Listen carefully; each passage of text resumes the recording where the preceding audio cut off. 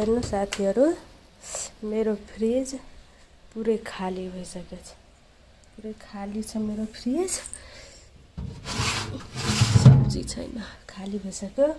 सब्जीको नाममा यो साग मात्रै छ।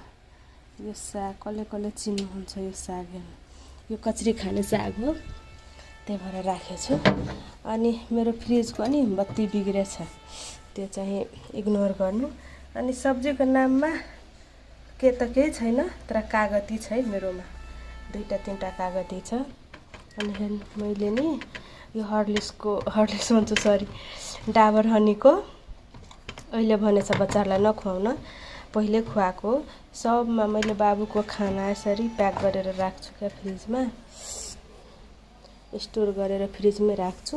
यसमा अचार छ, यता पनि छ बाबुको खाना, अनि यसमा दुध भयो। अनि खुर्सानीलाई नि म यसरी प्लास्टिकमा राख्छु कि, अनि यसरी प्लास्टिकमा राख्यो भने बिग्रिँदैन, सुक्दैन।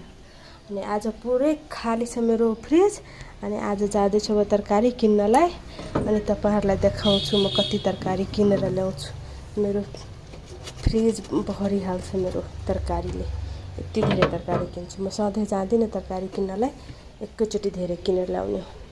By by.